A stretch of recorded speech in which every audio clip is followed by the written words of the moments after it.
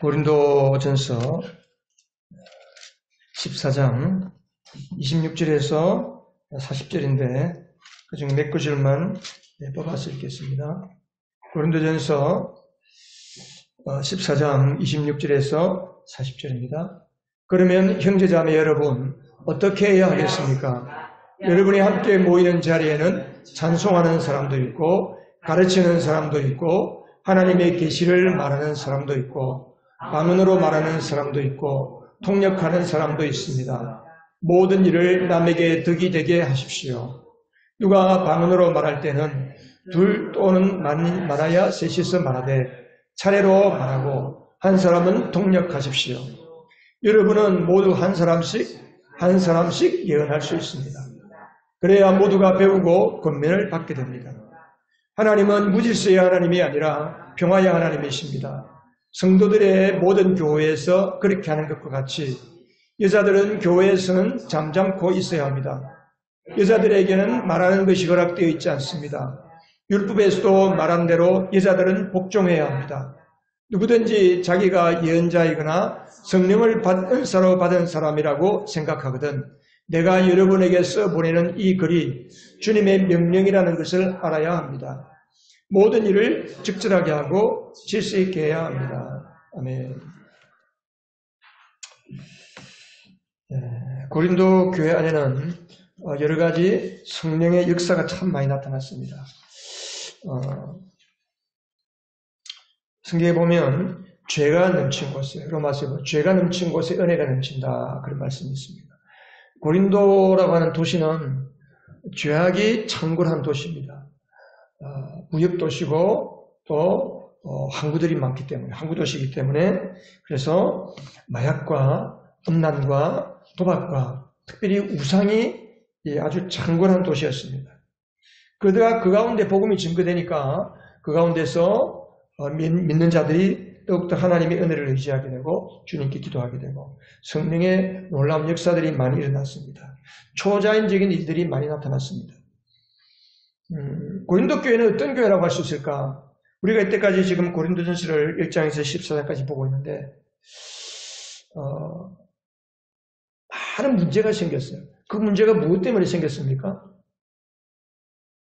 예수를 너무 열심히 믿다 보니까 너무 은혜를 사모하다 보니까 그게 너무 지나쳐서 문제가 생긴 겁니다. 오늘날 우리가 믿는 믿음의 스타일하고 너무 다르죠. 우리는 그냥 주일날 교회 와서 우아하게 1시간 앉아있다가 집에 가면 끝이잖아요. 물론 우리 안에도 사모하는 있지만 세상이 너무 분주하고 세상이 너무 복잡하고 세상에서 살아가기 너무 힘들다 보니까 주님께서 주시는 은혜를 잊어버리기가 쉽고 세상에 몰두하다 보면 하나님 잊어버리고 세상에 흐적거리다가 그렇게 살고 올 때가 많습니다. 고린도 교회는 그러한 일이 없었을까요? 마찬가지 있습니다. 그럼에도 불구하고 하나님을 만난 그 감격, 하나님의 은혜가 너무 크기 때문에 그 은혜에 붙잡혀 살도록 그들이 몸부림치면서 기도했습니다. 더 이상 내가 마약하는 사람, 더 이상 내가 술 취하고 방탕한 사람, 더 이상 내가 우상을 따라가는 사람, 더 이상 내가 정말 이 세상적인 그 더러움에 속해 있는 사람 되기 싫어서 하나님께 늘 은혜를 구하고 기도했던 교회입니다. 그래서 하나님께서 영적인 은혜를 많이 주셨습니다. 성령의 은사가 많이 나타났습니다. 많은 기적이 생겼습니다. 신비한 일들이 많이 생겼습니다. 그래서 그들이 모이면 모인 곳에 귀신이 쫓겨나가고 괴롭고 마음의 부정적인 생각과 악한 생각 그냥 계속해서 이상하게 그 안 좋은 생각이 늘 그 사람을 끌고 가는데 교회를 나오고 예수를 믿고 기도하다 보니까 그것에 이제는 매이지 않고 그것에 끌려다니지 않는 거예요. 그 사람을 점령하고 있던 악한 영들, 어둠의 영들이 다 떠나게 되는 거예요. 뿐만 아니고 육신의 질병도 예수를 믿고 모임에 와서 기도했는데 병들이 왜 떠나가고 병을 고치는 일들이 나타나고 힘든 자들에게 하나님의 계시가 임하고 예언이 임하니까 그들이 삶이 회복되고 그 외에도 알아들을 수 없는 많은 방언들을 말하게 되고 어떤 사람은 방언을 통역하게 되고 그래서 불신자들이나 갓 예수를 믿는 사람들은 고린도 교회를 들어와 보고 좀 의아해할 수도 있겠다 싶었어요. 아무래도 초자연적인 일들이 많이 일어나기 때문에. 어떤 사람은 하나님의 살아계심을 느끼기도 하겠지만 또 어떤 사람은 야, 이거 혹시 사이비 집단 아닌가? 좀 이상한 곳 아닌가? 그런 마음도 가질 수 있겠다 싶습니다. 고린도 교회는 이 정도로 참으로 성령의 은사가 강력하게 나타났던 교회입니다. 그래서 이런 은사가 강력하게 나타나다 보니까 절제를 못해서 교회 안에 문제가 생긴 거예요. 저는 고린도전서를 보면서 우리 교회 안에 교회라고 하면 성령의 은사가 강력하게 나타나야 정상이고 그 성령의 은사로 인해서 안 믿는 사람들이 하나님의 살아계심을 볼 수 있는 것이 정상이다. 근데 오늘날 뭐가 정상이 됐습니까? 문제가 없는 거예요. 성령의 역사가 뭔지를 모르는 거예요. 성령의 은사를 구하지 않는 겁니다. 그냥 내가 가지고 있는 재능, 내가 가지고 있는 것들만 가지고 그냥 문제없이 교회를 나오면 그냥 조용히 있다가 자기 관리를 잘하고 자기 말을 조심을 잘해서 아무 문제가 없이 조용하게 있다가 그냥 흩어지는 거. 오늘 교회가 이렇게 사람들이 우리 예수 믿는 사람들이 성도들이 좀 오해하고 있지 않나. 사실은 성경에 나오는 교회는 그리고 성경에 나오는 성도들은 성령의 불에 불타는 사람들이었어요. 늘 마음이 뜨겁고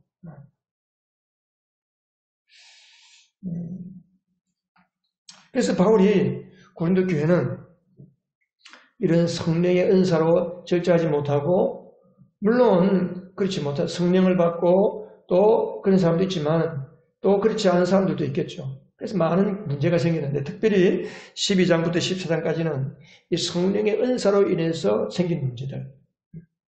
너무 예수를 열심히 믿다 보니까 지나치게 열심히 믿고 그래서 자기 자랑을 하게 되고 남하고 비교하게 되고 그래서 생긴 문제들, 이 문제들에 대해서 바울이 처방을 하고 있습니다.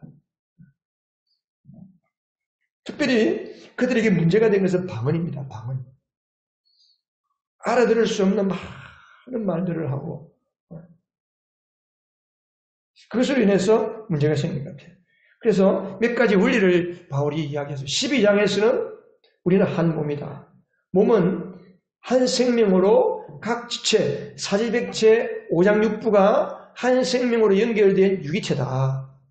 은사는 뭐냐? 은사는 한 몸이 건강한 생명으로 잘 움직일 수 있도록 손은 손, 발, 눈, 귀, 심장, 위장 모든 몸의 지체들에게 각각의 기능을 주어서 그 기능들이 서로 잘 연결되어서 잘 돌아가게 만드는 것이 이게 성령의 은사다.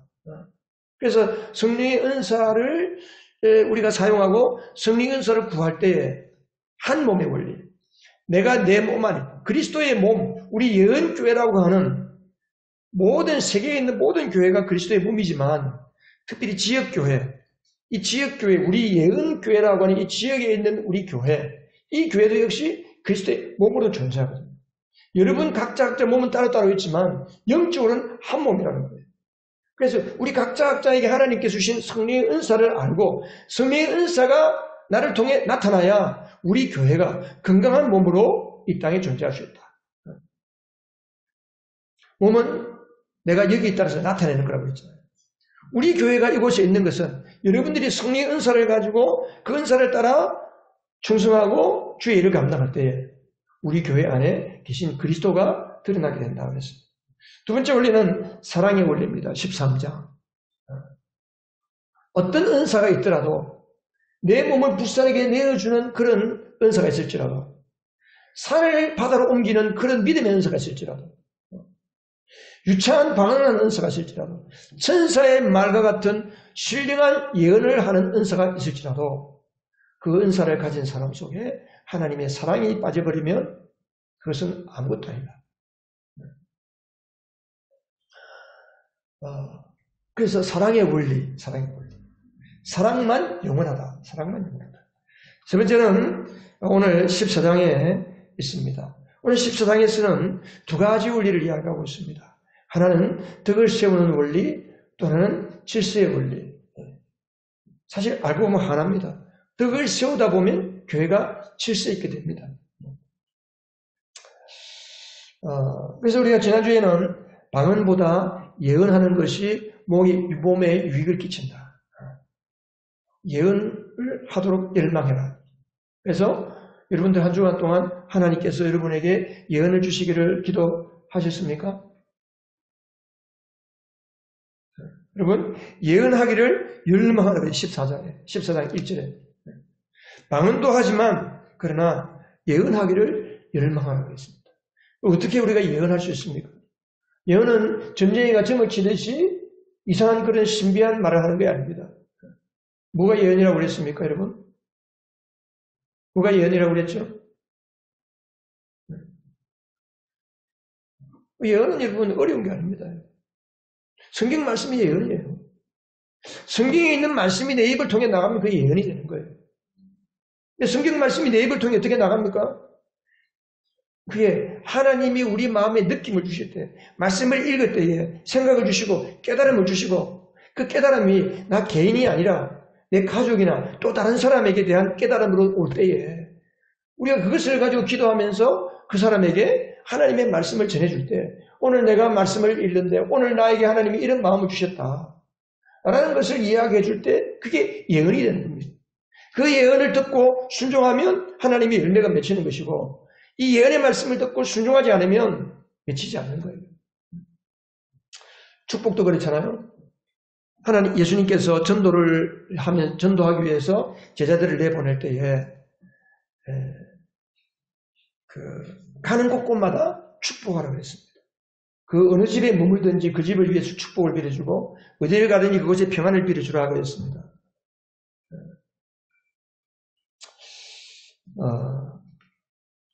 근데 축복을 빌어주고 평안을 빌어주지만 그 사람이 거부하면 빈 축복이, 내가 빈 그 복이 나에게 돌아온다 그랬습니다. 예언도 마찬가지입니다. 많은 예언을 하십시오. 많은 권면의 말씀하십시오. 많은 격려의 말씀하십시오. 자, 오늘 26절에서부터 보면 특별히 이제 전체적인 것을 결론적으로 마감하고 있는 내용인데, 덕을 세우는 것과 질서에 대한 말씀입니다. 모든 일을 14장 26절에 보면 마지막 부분에 보면 모든 일을 남에게 어떻게 하라고 그랬습니까? 덕이 되게 하라 그랬습니다. 덕이 되게 하라. 여기서 덕이라고 하는 말은 헬라어로 오이코도메오. 그리스 말. 지금도 그리스 사람들은 무슨 말을 할까요?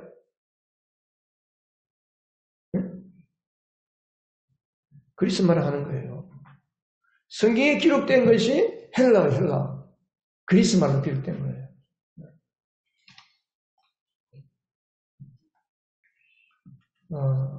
그래서 여러분 오늘 방언 하나 배우시기 바랍니다. 따라해보세요. 오이코도메오.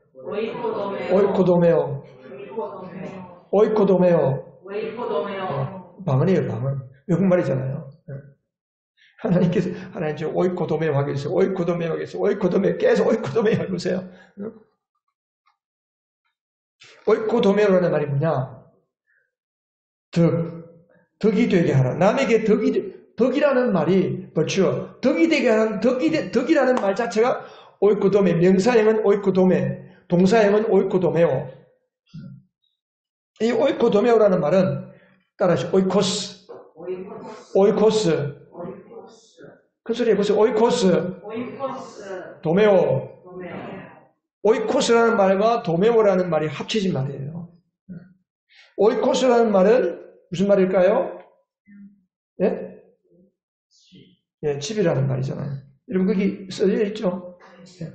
이거 지난번 4장인가 5장 설교할 때 오이코도메오에 대한 이야기 했어요, 제가. 오이코스는 집이고 도메오라는 말은 뭐죠? 세운다. 빌드한다. 세운다는 겁니다. 그래서 집을 세운다는 뜻이에요. 오이코도메오라면. 우리가 누군가를 세운다 그랬을 때 뭘 이야기하는 겁니까? 부족한 사람의 부족함을 메워주고 약한 자를 붙들어주고 낙심에서 넘어있는 자들을 가서 돌봐주고 용기를 주고 이 모든 것이 그 사람을 세워주는 겁니다. 칭찬해주고 격려해주고 이 모든 것이 다 세워주는 겁니다. 저는 여러분들이 우리 교회가 오이코 도메오로 충만한 교회 되기를 바랍니다. 여러분들이 오이코 도메오로 충만한 은사가 있기를 바랍니다. 세운다는 것은 아직 걸음마도 못하고 있는 자들 혹은 이제 짜박짜박 걷는 사람, 걷는 아이 혹은 넘어진 사람을 붙들어주고 세워주는 거예요. 걸음을 못 걷는 아이 두 손을 잡고 도리했는데 잘 못 걷는다. 8개월, 9개월 때 막 그 꼴을 걸으려고 할 때, 일어서려고 할 때 손을 잡고 이렇게 세워주고 그런 말을 가르쳐주잖아요. 이게 바로 도메오 하는 거예요. 도메오. 세워주는 거예요. 옳고 도메오 하는 거예요. 영적으로도 마찬가지입니다. 그래서 아이가 첫날 걸을 때 여러분 자녀가 처음 태어나서 이렇게 돌이 되었는데 걸었다. 어땠어요? 여러분 마음이 어땠어요? 우리 박광희 집사님 자녀들이 많은데 아이가 나서 이제 돌이 몇 개월 되는데 9개월, 8개월, 9개월 혹은 돌 됐을 때 걸었을 때 어떻게 했어요? 여러분 어떻게 합니까? 박수 치는 거지. 와! 그렇다고. 요즘 같으면 사진 찍고 동영상 찍어서 막 카톡으로 보내고 그러잖아요. 부모는 자녀를 세워주기 때문에 너무 기쁜 거예요. 세워주는데 섰다. 섰는데 걸었다. 걷는 것만 그냥 뛴다. 뛰는 게 아니라 이제는 지 혼자 자전거도 탄다. 얼마나 기뻐요. 세워주면서 그렇게 되는 겁니다. 그래서 그 사람을 책임지고 잘 달릴 수 있도록, 잘 쓸 수 있도록 도와주는 것이 뭐라고요?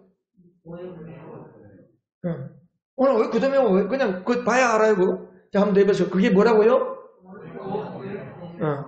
그게 뭐라고요? 옳고 도매요. 옳고 도매요.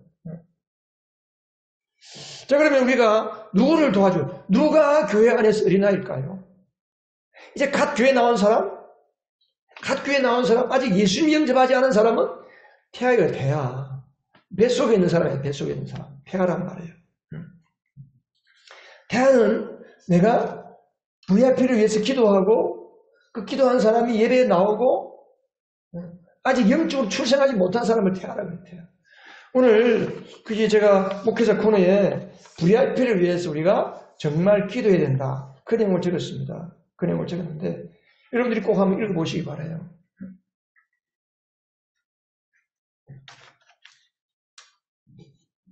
자, 그럼 누가 어린아이일까요? 출생을 했는데 자라지를 못하는 거예요. 출생을 했는데 영적으로 예수를 믿고 성령으로 거듭나고 내가 하나님의 은혜로 내가 구원받았구나. 예수님의 십자가와 부활이 믿어지고 내 모든 죄가 내 악하고 더러운 모든 죄가 하나님의 은혜로 십자가의 보혈로 용서받았구나. 내 죄가 다 사해졌구나. 죄인이었던 내가 예수님이 십자가에 못 박힐 때 나도 거기서 죽었구나. 이 사실이 믿어지는 사람은 영적으로 거듭난 사람이에요. 그 영적으로 태어난 거죠. 그 태어난 사람이 자라지 못하고 멈춰 있다는 거예요. 그 어린아이죠. 계속 자라야 되는데. 영혼의 생명은 육신의 생명과 다릅니다. 육신의 생명은 1년, 2년, 3년 횟수가 지나가면서 자라지만 영적인 생명은 그렇지 않습니다.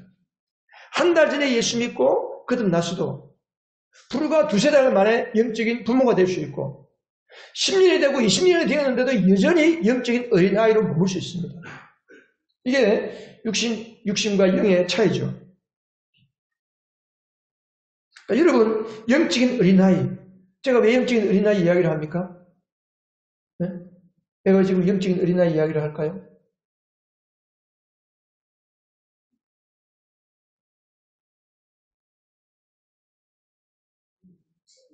네?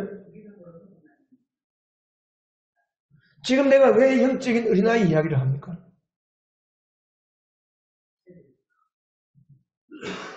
오늘 지금 무슨 이야기 하고 있어요, 제가? 옳고 되면 옳고 도매요. 오이코도메오 이야기하고 있잖아요. 그 오이코도메오가 왜 필요합니까? 오이코도메오가 뭐 하는 거라고요? 남을 세워주는 거 오이코도메오입니다. 오이코도메오. 근데 오이코도메오 이야기하는데 제가 역지 어린아이 이야기하잖아요. 왜? 왜 어린아이 이야기합니까 지금? 그래요. 내가 누구를 세워줄 것인가 지금 그 이야기하는 거예요. 생각 없이 앉아 계시지 말고 들으면서 목사님 왜 저 이야기 하지? 생각을 하면서 이런 말씀을 들으셔야 돼요.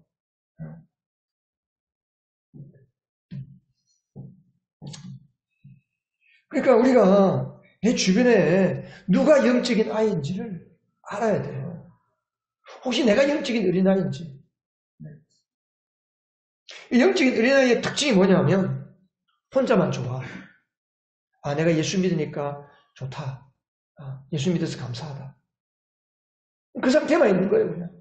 그리고 또 영적인 어린아이의 가장 큰 특징은 교회 공동체 안에서 함께 어울리지를 못하는 거예요.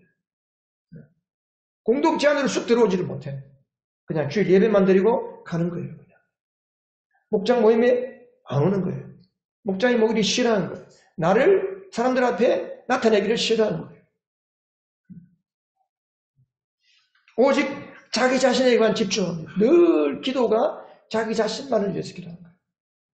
여러분, 영적으로 자라나는 사람의 특징은 기도의 범위가 넓어집니다. 기도의 영역이 넓어진다는 것은 그만큼 내가 영적으로 성장했다는 거예요.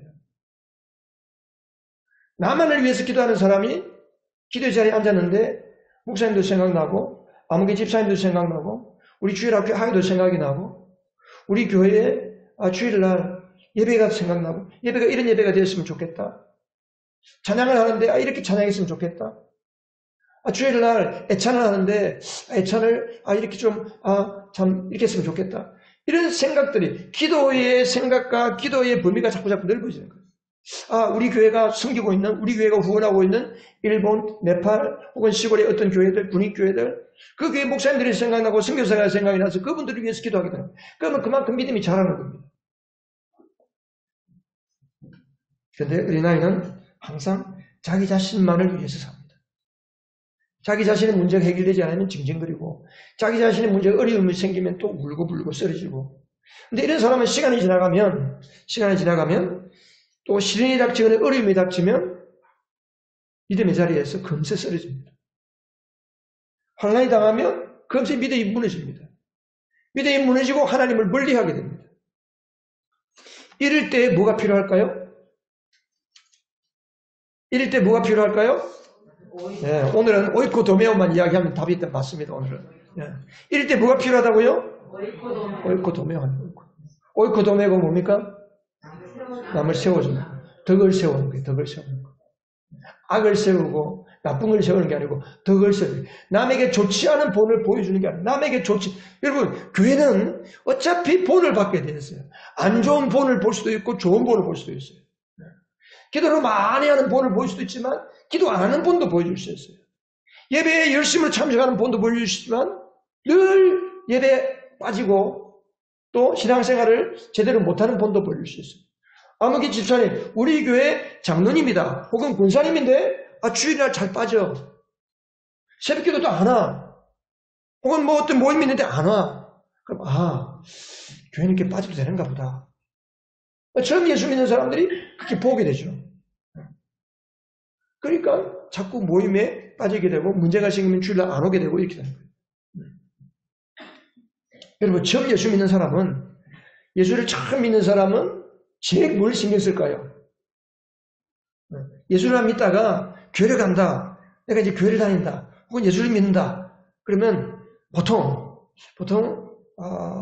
뭘 제일 많이 신경 쓸까요? 첫 번째, 여러분 뭐 신경 썼어요? 11조를 신경 씁니다, 여러분. 두 가지 신경 써요. 주일마다 교회 가야 되나? 두 번째, 교회 가면 헌금해야 된다던데? 11조 해야 된다던데?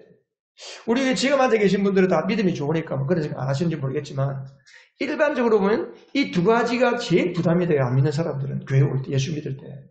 네. 그래서 그것 때문에 늘 자기 스스로 걸려 넘어지기도 해요. 그러니까 이러한 그 조금만 문제가 생겨도 넘어지고 쓰러지고 하는 문제, 그럴 때에 우리가 가서 붙들어주는 거예요. 기존의 성도들이 주일날 빠지고 헌금을 해도 제대로 안 하고 그러면 나도 그렇게 되는 것보다 라고 본받을 수 있거든요. 그럴 때 가서 권면하는 거예요. 권면하는 거예요. 가서 붙들어주는 거죠. 이게 이제 오이코도메오다. 오이코도메오. 그래서 그 오이코도메오 하는 사람을 뭐라고 하는 줄 아세요? 뭐라고 그래놨죠 거기에? 여러분 나눠준 거기 설교 요약이 있잖아요. 네. 뭐라고요? 오이코노모스. 오늘 또 한 가지 더 배우세요. 오늘 몇 가지 배웠어요. 오이코스, 도메오, 오이코도메오, 오이코노모스. 오늘 많이 배우네요. 한번 따라해보세요. 오이코노모스. 오이코노모스. 자, 우리 여자들만 해보세요. 시작. 오이코노모스. 남자들만 해보세요. 오이코노모스. 네, 오이코노모스. 오이코노모스. 네. 오이코노모스는 또 뭐하고 합치지 말일까요? 이것도 오이코스라는 말하고 그 다음에 노모스라는 말이 합치진 거예요. 노모스라는 말은 관리한다는 거예요. 관리한다. administration, 관리한다. 집을 관리하는 거예요. 다시 말하면 우리 고린도전서 4장 1절에도 그 말이 오이코노모스라는 말이 나와 있는데 주인이 자기 집안의 모든 일을 맡아서 하도록 맡길 때 그 위탁받은 사람, 맡긴 사람을 오이코노모스라는 거예요. 청지기. 네, 청지기. 청지기는 종하인하고 좀 다르죠. 청지기는 보통 우리가 뭐라고 그래요? 예전에 그 집안 전체 일을 맡아서 하는 사람을 뭐라고 그러죠? 집사를, 집사. 네, 교회에 집사가 있는 게 아니고 원래는 안 믿는 사람들 일반 세상 가운데 집사라는 말을 썼어요. 그 일을 맡아서 전체적으로 다 하는 사람. 소위 말해서 비서실장 같은 사람. 그래서 주인은 집사에게 명령하고 집사에게 이렇게 좀 했으면 좋겠다 그러면 집사가 알아서 생각하고 아이디어를 내고 해가지고 하인들을 부리기도 하고 일을 시키기도 하고 그래서 오이코노모스 일꾼은 주인도 섬기고 종들도 잘 섬기는 거예요. 좋은 오이코노모스는.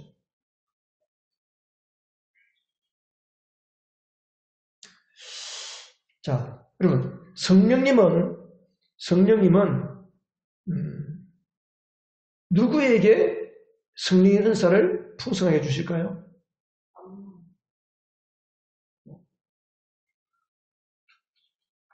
여러분 성령의 풍성한 은혜를 받고 싶습니까? 네. 저는 여러분 성령의 풍성한 은혜를 받았으면 좋겠어요. 네. 자, 그러면 누구에게 성령님은 은사라는 건 뭐라고 그랬냐 하면 전에 내 안에 계신 성령님이 나타날 때 내가 해야 하는 일, 내가 주님을 섬기고 교회에서 맡은 일이 있고 내가 무언가 일을 할 때 주님의 복음을 위해서 세상 일이 아니고 복음을 위해서 뭔가를 할 때에 성령께서 나타나서 그 일을 할 수 있도록 힘을 주고 능력을 주시는 것을 은사라고 그랬어요. 우리에게 역량을 주시는 영적인 역량. 그런데 이것을 누구에게 이걸 많이 주실까요? 오이코노모스입니다. 오이코노모스. 일꾼들에게. 교회를 위해서 복음을 위해서 주님의 나라를 위해서 내가 열심으로 충성하겠다. 이런 마음을 가지고 하나님 내가 어떻게 하면 주님을 잘 섬길 수 있습니까? 주님 내가 어떻게 하면 하나님 나라에 멋진 인생으로 주님 나라를 위해서 내가 좀 살고 싶은데 어떻게 해야 합니까? 라고 기도할 때에 성령께서 우리에게 능력을 주시고 은혜를 주시고 은사를 주시는 거예요. 그래서 하나님이 주신 은사를 성령의 뜻대로 사용하는 사람을 가리켜서 오이코노모스라고 오이코노모스. 목사가 시키니까 뭔가 하는 사람 말고 그냥 기도하는데 자꾸 뭔가를 해야 될 것 같고 이 부분에 어떤 부분이 자꾸 생각나고 공동체 안에서 할 게 보이고 그래서 기도할 게 많아지고 이런 사람이 뭐라고요? 오이코노모스.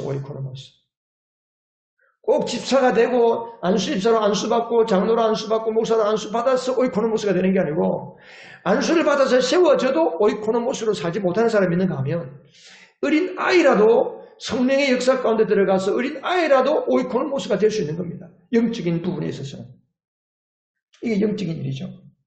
여러분, 오이코노모스가 어디에서 잘 드러날까요? 오이코도메오를 어디에서 잘할 수 있을까요? 가장 자연스럽게 잘할 수 있는 곳이 여러분의 집입니다. 집. 가정입니다. 내 식구들에게, 어린 아이에게. 자녀가 부모를 붙들어주기도 하고 가장 쉽게 잘 드러날 수 있는 곳이 집이에요. 교회는 어디예요? 목장이에요. 목장. 몇 사람씩 모이는 그 모임에서. 우리 교회는 그냥 하나의 목장과 마찬가지예요. 숫자가 많지 않으니까.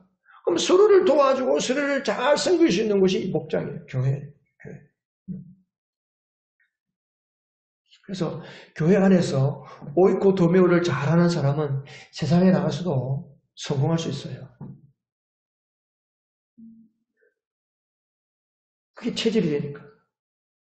그래서 리더십을 이야기하는 리더십의 핵심이 뭐냐면요. 리더십의 핵심은 빌드십이 뭐예요? 남을 세워줘요. 그게 오이코도메오예요. 그리고 오이코도메오가 언제 어떻게 될까요? 오이코도메오는 누군가가 기도하면서 하나님 주시는 마음을 따라 순종할 때에 오이코도메오가 나타나고 오이코노모스로 자꾸 하나님 앞에 쓰여지는 거예요. 그 남을 세워주는 거예요. 여러분, 교회는 내가 누군가를 세워주고 또 내가 세움을 받은 대로 또 누군가를 나도 다른 사람을 세워주는 거예요. 이런 관계 속에서 교회가 세워지고 교회가 복음의 능력이 나타나게 되는 겁니다. 여러분, 우리 교회가 부흥하기를 원하시죠? 그럽니다. 목사님, 참 우리 교회 사람이 적어서 큰일입니다. 그런 이야기가 필요 없어요. 사람이 적어서 큰일입니다 하기 전에 내가 기도하면 되고 그 문제를 가지고 기도하면 되고 기도할 때 하나님이 나에게 마음을 주시는 것을 갖다 순종하면 되는 거예요.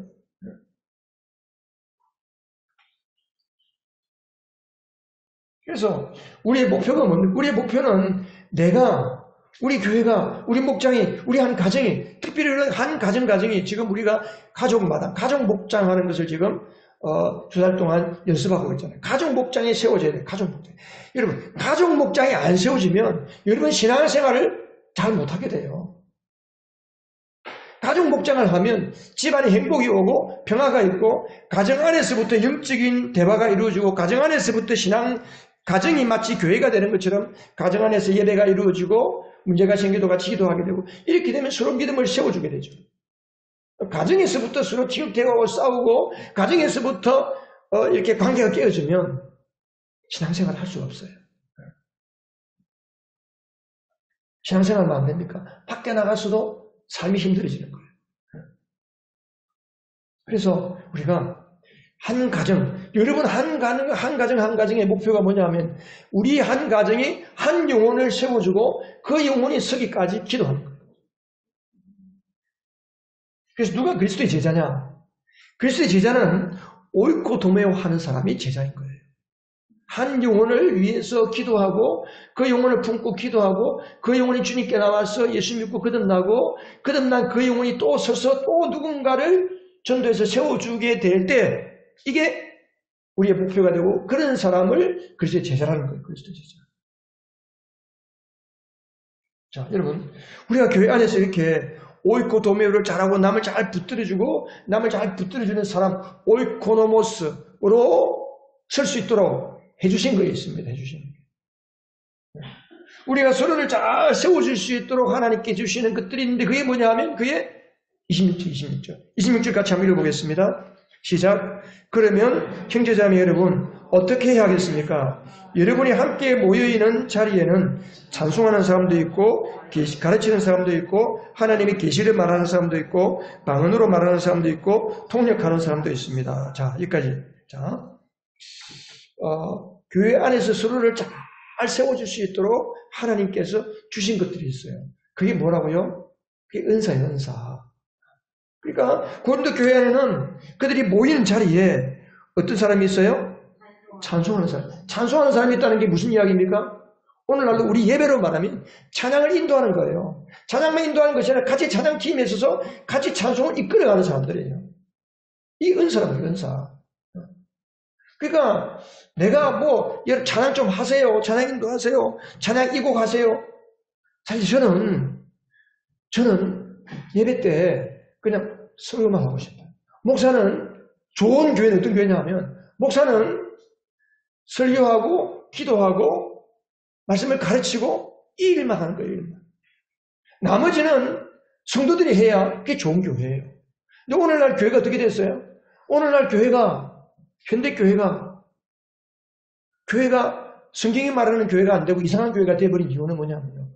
목사들 때문이에요. 목사들 때문에. 두 번째는 여러분 때문이고. 왜? 목사들이 성도가 해야 할 일 다 뺐어. 예배, 찬송 선곡도 목사가 하고, 또 화분 정리도 목사가 하고, 블라인드 이거 내리는 것도 제가 안 하니까 저 그대로 있잖아요. 저걸 주일 예배 때는 다 내리거든요. 왜? 밖에 빛이 환히 비치면 집중이 안 되거든요. 그래서 다 내리는 거예요. 조금 보기 싫을지라도 다 내려야 돼요. 집중이 되니까. 그것도 목사가 내리고, 뭘 하는 것도, 쓰레기 처리도 목사가, 다 목사가 다 하고. 그건 여러분 좋은 교회가 아니에요.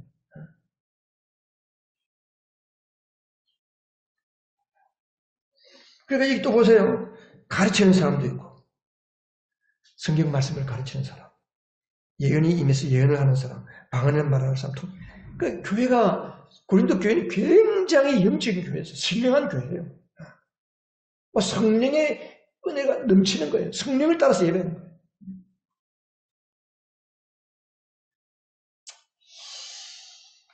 저도 이렇게 예배하고 싶어요.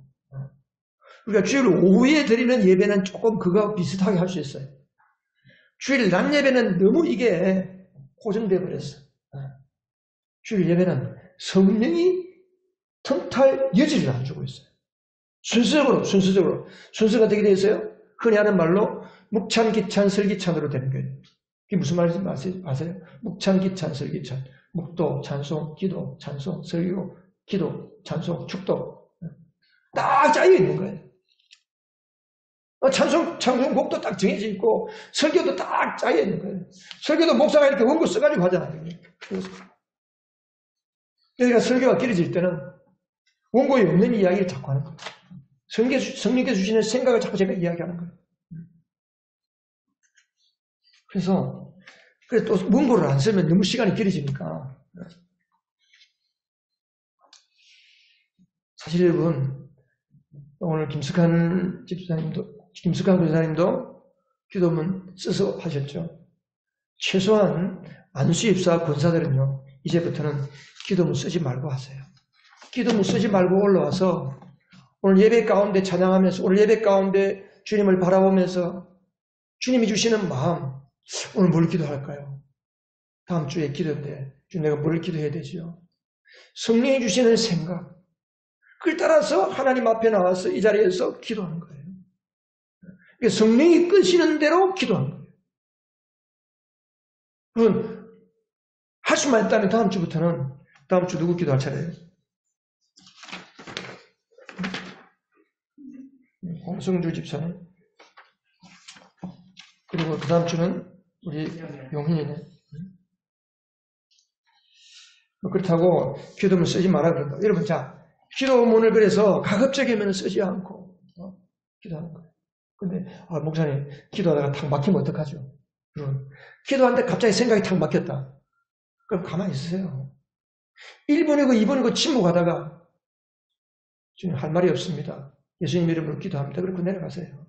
그럴 때 그게 예배예요. 그게 예배. 딱 짜여진 각본에 따라서 무슨 우리가 어디 연출하는 것도 아니고 공연하는 것도 아니고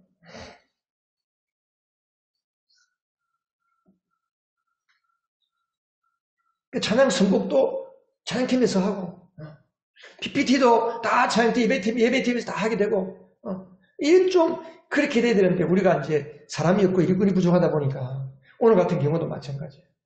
PPT를 만들어주면 다음 주부터는 PPT를 만들어가지고 바로 찬양팀에게 넘겨주면 찬양팀이 그걸 보고 해야 되는데 그걸 목사에게 넘겨주니까 목사가 걸려가지고 다시 수정해서 확인하고 그걸 또 찬양팀이 이 절을 거쳐가잖아요. 그러니까 가끔 가다가 제가 확인을 제대로 못하면 PPT가 펑크가 나는 거지.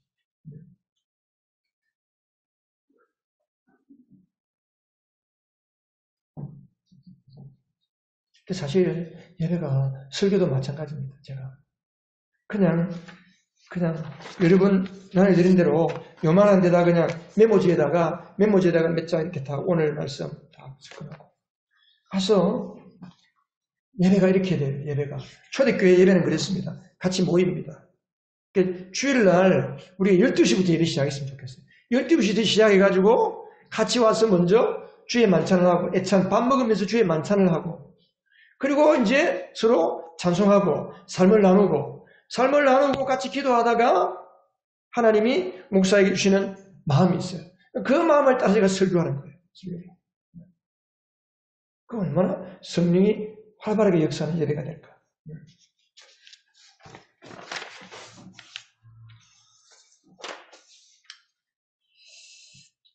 하나님은 이런 교회가 되라고 성령이 충만하게 일하는 교회가 되라고 은사를 주신 거예요. 근데 우리는 성령을 의식하지 않고 사람을 의식하고 예배하고 너무 나를 생각하면서 살고 그러다 보니까 하나님이 우리 안에서 마음껏 일하실 수가 없는 거예요. 고린도 교회는 이거하고 반대였잖아요. 고린도 교회는 심지어 여자들이 너무 방언과 예언을 너무 많이 한 거예요. 그게 문제가 된 거예요. 우리가 오늘 말씀해 보면 33절부터 쭉 35절, 36절에 보면 여자들이 교회에서 말하지 마라 잠자코 있으라 그러잖아요. 뭔가 좀 이상하지 않아요? 오늘날은 여자 목사님들도 있어요. 그럼 교회 안에서 여자들이 잠자코 있고 아무것도 하지 못하면 그럼 여자들이 뭐 하지? 아무것도 안 해야 되는데? 왜 이것을 바울이 지금 기록하고 성경에 나와 있냐 하면 고린도 교회 안에는 여자들이 방언의 은사, 예언의 은사를 사용하는 사람들이 너무 많았어요. 그리고 여자들은 남자들보다 훨씬 더 감성이 뛰어나기 때문에 영적으로 굉장히 민감하기 때문에 은사가 임하면 굉장히 풍성할 수 있습니다. 그래서 방언의 은사가 임하고 예언의 은사가 임하면 사람들이 여자들끼리 내가 예언자다 그러면서 너무 지나치게 막 예언을 하고 내가 방언을 한다고 너무 지나치게 한 거예요. 그래서 교회가 시끄러지고 소란하게 됐습니다. 그래서 바울이 그게 34절에 보면 율법에도 말한 대로 여자들은 복종해야 합니다. 교회에서 잠자코 있어야 합니다. 그랬잖아요. 그 율법에 어디서 이렇게 말한 데가 있는가? 여러분 성경 아래 보면 요한 창세기 3장 16절 되어 있죠. 창세기 3장 16절에 뭐라고 되어 있어요? 하나님이 범죄한 하와에게 네가 남편을 지배하려고 해도 너는 남편이 너를 다스릴 것이다. 그렇게 나와 있는 거예요. 이 이야기를 하는 거예요. 우리 결혼한 여자들을 보면요. 나이가 들수록 남자들은 나이가 들어갈수록 여자들에게 잡히게 되어 있어요. 이게 하나님이 창조한 속성 같아요. 그래, 여자들이 남자를 갖고 지배하려고 한다는 거예요. 그렇지만 여자들은 남자의 지배를 받을 수밖에 없다. 하나님이 그렇게 말씀하는 거예요.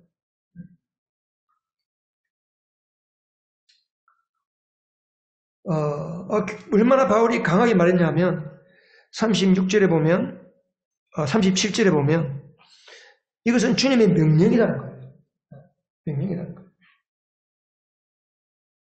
그 교회 안에서 이 고린도 교회들은 너무 은사를 사모하고 너무 은사를 풍성하게 하다 보니까 열정이 지나치다 보니까 문제가 생긴 거예요. 우리가 영적인 사모함이 없어서 영적인 사모함이 없고 그냥 내가 막 열심히 하지 않으면 아무 문제가 없습니다. 반대로 너무 열심히 하다 보면 문제가 생길 수 있어요. 그럼 우리가 어느 편을 써야 될까요? 내가 아무 문제가 없이 그냥 아무 일도 하지 않고 가만히 있는 거 하고 막 일을 너무 열심히 하려고 하고 어느 쪽에 있는 게 나을까? 둘 중에 하나를 선택해야 된다면 자, 나는 전자를 선택하겠습니다. 나는 후자를 선택하겠습니다. 여러분 뭘 선택할래 하면서 답을 써보세요. 근데 성경은 주님은 뭘 원하실까? 주님이 원하시는 것은 뭐냐 하면 마태복음 25장에 보면 달란트 비유에서 주님이 이렇게 말했어요. 5달란트, 2달란트, 1달란트 받은 사람에게 주님께서 말씀하잖아요. 특별히 1달란트 받은 사람, 1달란트 받은 사람이 그랬어요. 주님 앞에. 주님, 제가 주인이 무서워서 주인은 심지 않은 데서 거두고 뿌리지 않은 데서 거두는 줄로 생각했습니다. 내가 주인에게 내게 달란트를 가지고 장사를 하다가 손해를 보고 다 날려버리면 주인에게 심하게 야단맞을 것 같아가지고 제가 거의 싸서 땅속에 파묻어 두었다가 한 달 한 달을 그대로 드립니다. 그랬거든. 그 주인이 뭐라고 그랬어요? 이 악하고 게으른 종아, 돈놀이하는 사람에게 맡겨서 이자라도 받아야지. 우리 하나님의 마음은 얼마나 큰 성과를 내느냐 그걸 보지 않습니다. 뭘 보세요? 작은 일에 충성하는 걸 원하십니다. 우리가 열심히 하다가 문제가 생겨도 주님은 오케이. 문제가 아니다. 아무것도 하지 않고 내가 다른 사람에게 손해를 끼칠까? 내가 다른 사람에게 득이 안 될까? 내가 혹시 너무 사람을 의식하고 교회 안에서 그냥 조용히 있다가 조용히 가는 하나님 그거 원치 않습니다.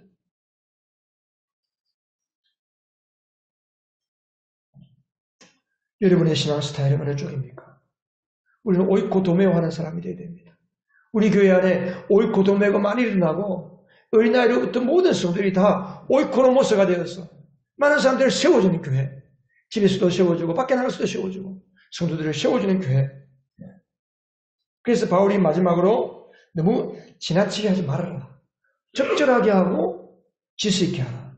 적절하게 하라는 말은 적당하게 하라는 소리가 아닙니다. 사실 적당히 하는 말이 좋은 말인데 요즘은 안 좋은 의미로 쓰이죠. 적당하게 하라는 말이 아니고 39절에 보면 그래서 열심으로 방언하기도 구하고 예언하기를 열심으로 구해라. 그러나 질서 있게 하라. 여러분 오늘 하나님 우리에게 주시는 말씀은 무엇입니까? 오늘 하나님께서 여러분에게 뭐 하기를 원하십니까? 우리 39절 같이 읽고 말씀을 마치겠습니다. 시작. 그러므로 나의 형제자매 여러분 예언하기를 열심히 구하십시오. 그리고 방언으로 말하는 것을 막지 마십시오. 같이 기도하겠습니다. 여러분 덕 세우기를 먼저 하십시오. 앞장서서 하십시오. 열정을 내어서 하십시오. 은사를 사모하십시오. 성령을 충만하게 구하십시오. 열심으로 기도하십시오. 누가복음 11장에 보면 너희가 악할지라도 자녀에게 좋은 것을 줄 알거든. 하물며 하늘에 계신 아버지께서야 구하는 사람에게 성령을 주시지 않겠느냐 말씀했습니다. 오늘 하나님께서 여러분 각자에게 하신 말씀이 무엇입니까? 여러분은 그 말씀 앞에 어떤 결심을 하고 어떤 결단을 하십니까? 무엇을 순종하기를 원하십니까? 여러분은 하나님 앞에서 교회 안에서 어떤 사람입니까? 오늘 주신 말씀을 붙잡고 시간 한번